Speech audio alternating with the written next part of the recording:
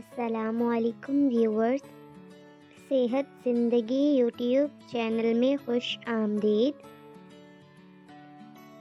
اگر آپ ہمارے چینل پر نئے ہیں تو آپ سے میری گزارش ہے کہ ہمارے چینل کو سبسکرائب کیجیے اور بیل آئیکن کو پریس کیجیے تاکہ ہر نئی آنے والی ویڈیو کا نوٹیفیکیشن آپ کو مل سکے۔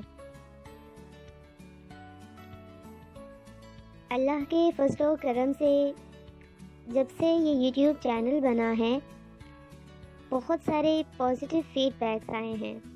اللہ پاک سے دعا ہے کہ وہ ممبرز،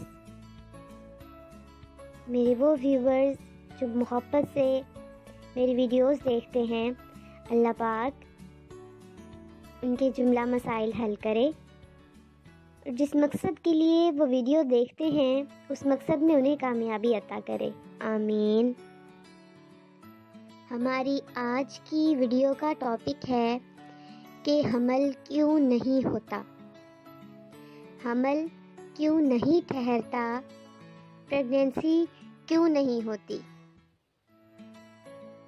اسے اگر سادہ الفاظ میں آپ کو بتاؤں تو اس کا جواب یہ ہے کہ اللہ پاک جب چاہے گا آپ کو حمل ٹھہر جائے گا۔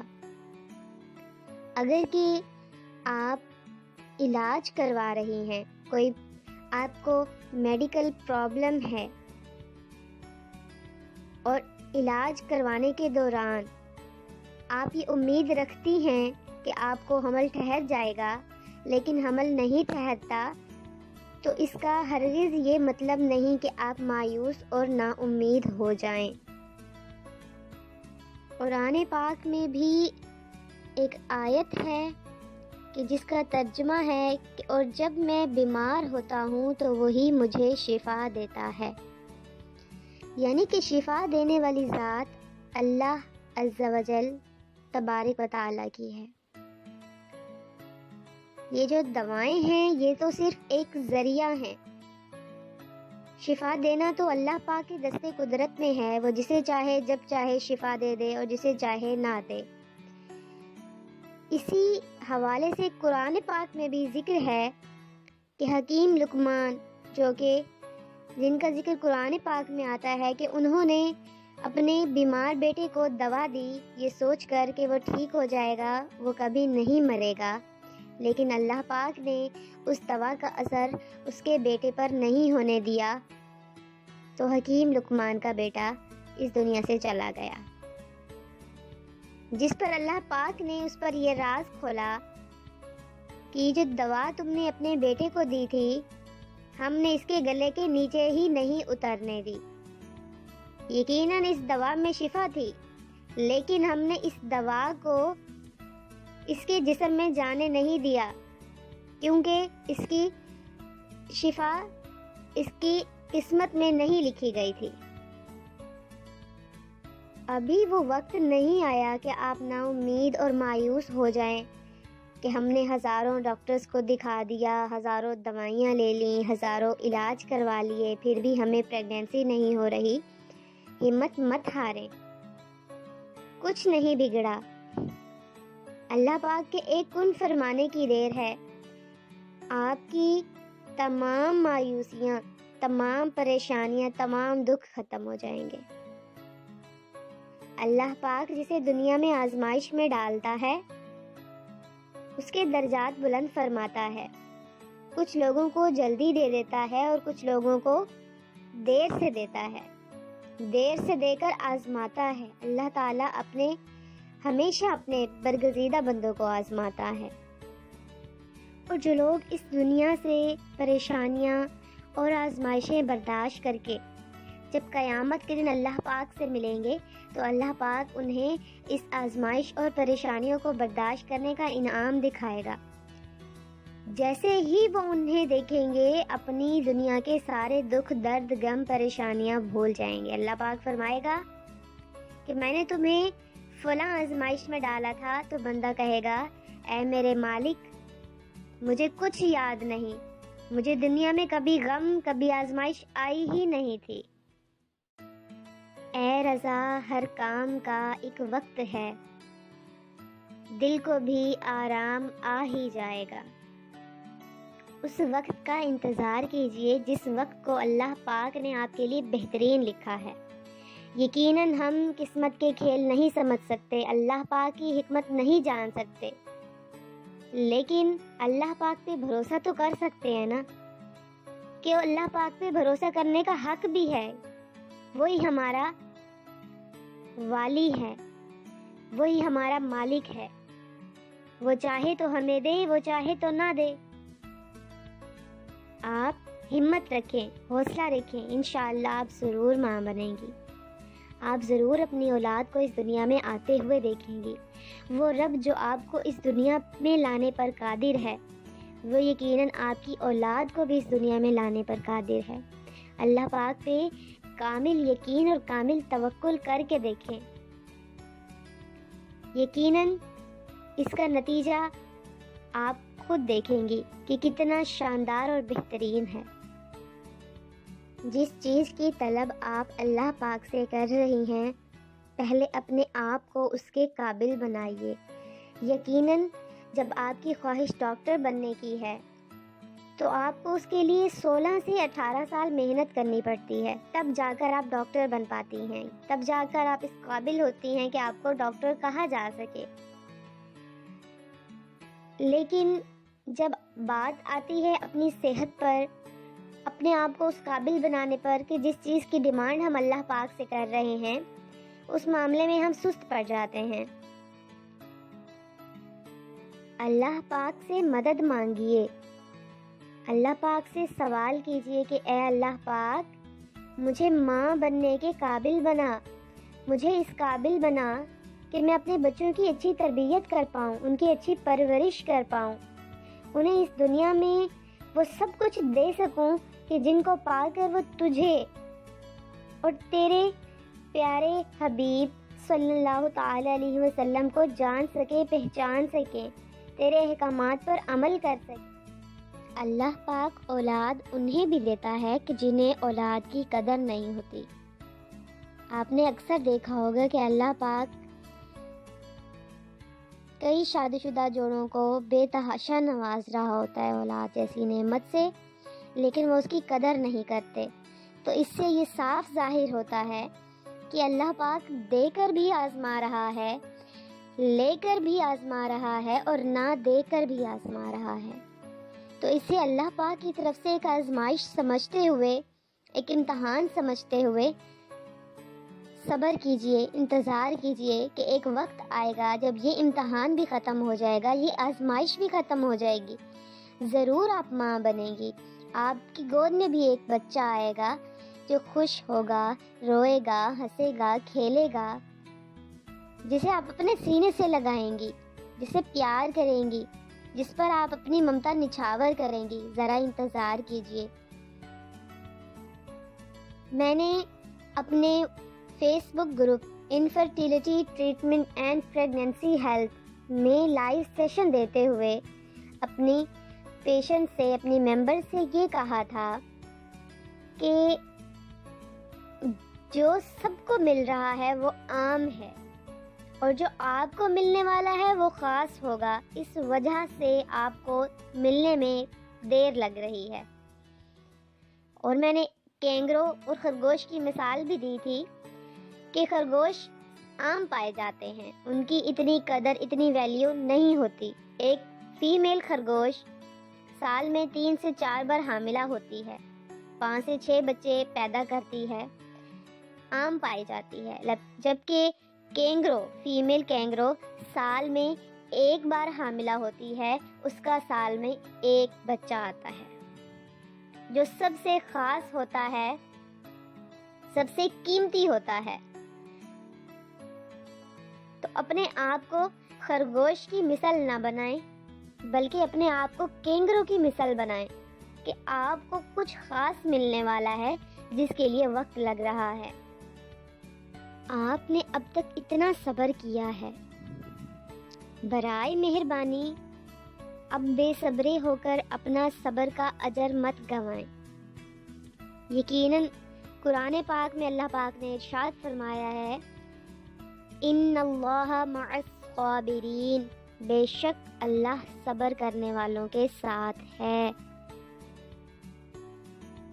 جب اللہ پاک نے قرآن پاک میں ارشاد فرما دیا کہ میں صبر کرنے والوں کے ساتھ ہوں، تو اب آپ کو کون سا سرٹیفکیٹ چاہیے یہ جاننے کے لیے کہ اللہ آپ کے ساتھ ہے یا نہیں ہے؟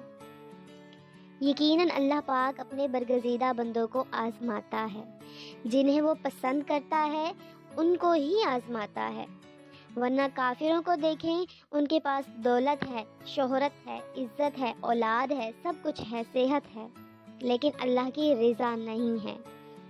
اللہ جس سے راضی ہوتا ہے اس کی دعا سنتا ہے۔ جب بندہ اپنے رب سے مانگتا ہے تو اللہ پاک فرشتوں سے فرماتا ہے کہ دیکھو میرا بندہ مجھ سے مانگ رہا ہے اور مجھے اس کا مانگنا اتنا اچھا لگ رہا ہے۔ فرشتے عرض کرتے ہیں اے اللہ تیرا بندہ جو تجھ سے مانگ رہا ہے اس کو عطا کر دے۔ اللہ پاک فرماتا ہے ابھی ٹھہرو، ابھی اس کو نہ دو، کیونکہ مجھے اس کا مانگنا بہت پسند ہے۔ یہ جس طرح دعا کرتا ہے مجھے اس کا دعا کرنا بہت اچھا لگتا ہے، ابھی میں اسے اور سننا چاہتا ہوں، ابھی اس کو نہ عطا کرو۔ اور جب اللہ پاک فرماتا ہے کن، تو فرشتے کام میں لگ جاتے ہیں۔ یقیناً اللہ پاک نے ہمارے لیے بہت بہترین سوچا ہے۔ آپ سوچیں کہ جب آپ اس دنیا میں آئے، آپ کے ماں باپ نے صبر کیا، شکر کیا، اللہ پاک سے ہر دم راضی رہے۔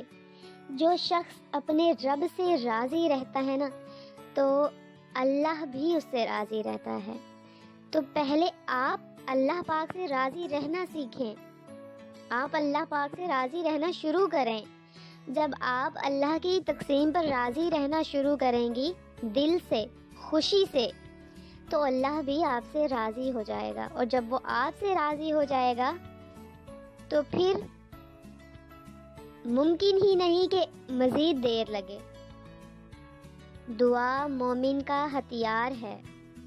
اللہ پاک قرآن پاک میں ارشاد فرماتا ہے ادعونی استجب لکم، مجھ سے مانگو یعنی مجھ سے دعا کرو، میں دعا قبول کروں گا۔ اللہ پاک 30ویں پارے کی ایک سورت میں ارشاد فرماتا ہے فَإِنَّ مَعَ الْعُسْرِ يُسْرًا، إِنَّ مَعَ الْعُسْرِ يُسْرًا، بے شک ہر مشکل کے بعد آسانی ہے۔ ہر مشکل کے بعد آسانی ہے، ہر پریشانی کے بعد سکھ ہے، ہر دکھ کے بعد سکھ ہے، ہر بیماری کے بعد شفا ہے۔ یقیناً ہر رات کے بعد دن آئے گا، ہر اندھیرے کے بعد اجالا آئے گا۔ تو اللہ پاک کے فرمان پہ یقین رکھیے۔